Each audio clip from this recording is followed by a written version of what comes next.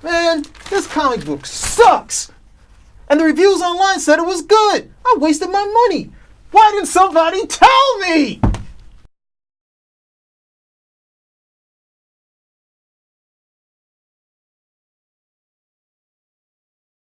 Hey everybody, this is Spinner Rack. We're back doing comic reviews. This is Petey right here, and we have Calvin Ellis. Let's rock. So today we're starting with Secret Empire number 7. Now, our heroes are stuck in the worst possible predicament ever. It's called the Marvel Universe. No, let's not go there first. Now we have Carol Danvers. She's in the Alpha Flight station in space. She can't get to Earth. She's with another Captain Marvel. She's with Quasar, who's I guess dead, and then another America. We have this group of girls struggling with how they're gonna save the Earth, people on Earth. And then we go to Earth. We have Miles and we have the Black Widow. And Miles they've had a premonition that Miles is going to take out and possibly kill Captain America, the evil, follower of Hydra. So then he's going to remake the world with Captain America's going to remake the world with the Cosmic Cube. So they had to take him out. So then, the Black Widow decides, you know what? I'm not letting him do it. He's a kid. I'm going to handle this. And then of course things go awry. A lot of things happen, but Miles doesn't ultimately do that. For me, the premise still doesn't work. I'm not with the premise, but it was readable. I was able to read it. It's fine. The artwork is kind of funky, but it is clear. So it's like it has all the basics, so I can understand what's going on. I didn't like the Frank Castle and Black Widow fight, because it would seem like, they keep bumping up Frank Castle, so he's up to there with the Avengers or any of the other skilled fighters. So I think he should be a little step down, more mercenary, and that's why maybe better at gunplay than the Widow. But anyway, even in that, I don't even know if he should have that edge. But then it ends on a thud. It ends on a thud where the heroes have one thing that comes along. The Falcon comes with the shield, and it's like, I don't believe it. They've been beaten so badly here. Captain America survives them trying to take him out, and then the Falcon shows up. He doesn't build any sort of belief that they're going to solve this thing or save the day. So how do you feel about this story? Oh wow, that was much. The way that you related is much different than I would have related. I would have said this is like a piece of junk from start to finish. I can see where you say that, but I didn't like the art. It's like the art was afraid of art. It's like, okay, I'm not going to finish stuff. I'm not going to put full colors on. And if the whole idea of this is supposed to be evocative of the mood, then yeah, it's dreary, it's bleary, it's maudlin, it's depressing, it's everything that I don't necessarily get into reading a comic book for. Fine. To build up all of this stuff about Miles Morales, what I don't believe is that if the Black Widow wanted to take out Captain America, she couldn't actually do it.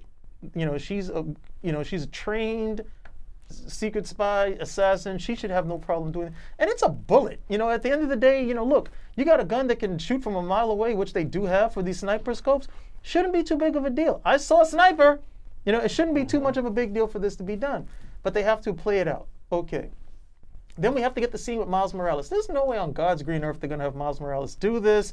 And then we can spend 2 years of Miles Morales having nightmares about the fact that he killed somebody? No, they're not going to do that. So I never thought that was going to happen. That was going to happen either.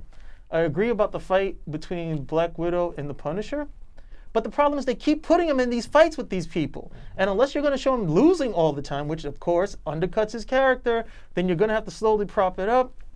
With the Punisher, look, a fight between Black Widow and the Punisher should really be about the Punisher like shooting, keeping her at a distance. And then if he wins because he set some sort of, not even like he won. He just got something so he could get away. Because the Punisher is usually smart enough to realize, look, most of these guys, I can't fight. Okay, I have military training. These guys are on some next level stuff. Yeah. I don't have that particular training. And no, you're not going to goose him like you did with Green Arrow. You're going to send him to some island for 6 months. And now when he comes back, he's going to be good enough to fight Deathstroke. He just understands to, and he's smart enough to realize, look, I'm outclassed with this dude, but I can shoot them. Okay, I don't have to shoot them and kill them. I don't want to kill these dudes. I can shoot and wound. I can shoot and impair them long enough to get away, so on and so forth. It's not that big of a deal. But everything has to be, well, all the mono and mono stuff has to show this guy, look, see, he won. He beat the Black Widow. And then don't worry, a couple of years later or 10 issues later, she'll get him back, and then the whole thing evens out. But it's not something necessary in the first place. Yeah, it's a thud moment at the end because you're like, well, these guys have been, see, that used to work, where you beat the hero to almost the brink, and then they come back, oh, my turn, and they start whipping on them, last dragon, I got the globe. But here, they have been so successfully decimated. Yeah, the idea of them coming back from this is just do it machina, that they need to win because they're heroes. So I don't see that happening either. And then two, I don't see the Falcon as the one to actually lead them here.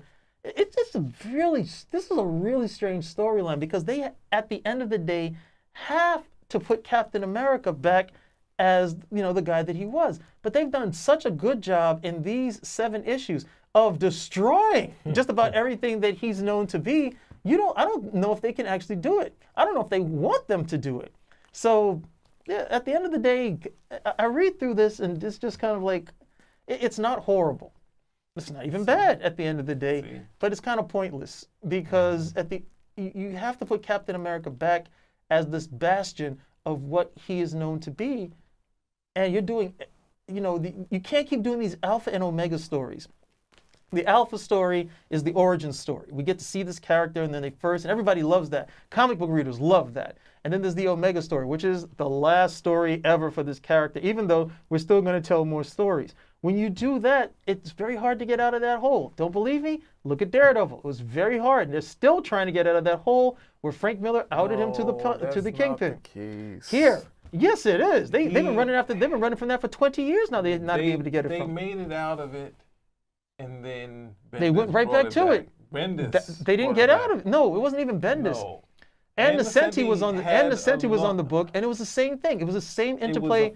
Him and the Kingpin. Her run was fine, yes, but it was the same stuff. Those same seeds that were laid by Frank Miller, they were never able to get away from it.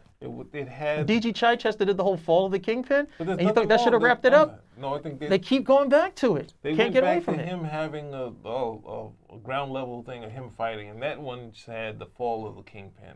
So they still playing him versus the Kingpin, yes, but at the same time, because of the secret identity. But if it's going successfully, that's the thing. The same way like the Hulk being less intelligent. The problem is not that they're not changing and doing anything different. They're adding new characters, Typhoid Mary and whoever the other thing like Blackheart and him fighting. Ultimately, the culmination of the Innocenti run is him going into hell.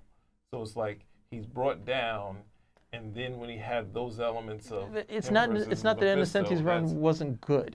It's not that the run wasn't good. It's that they even in those runs, even in the best of those runs that followed after, they're still not able to get away from that gyre, that widening gyre that they have right there that Miller left for them. They haven't been able to get away from it to the point where Mark Waid was doing good stuff on there, and then out of nowhere, it goes right back to that same stuff all over again. I'm thinking that I don't think Bendis was the most egregious. Bendis was without a doubt the most egregious. That's bad. But even Mark Waid couldn't get away from it.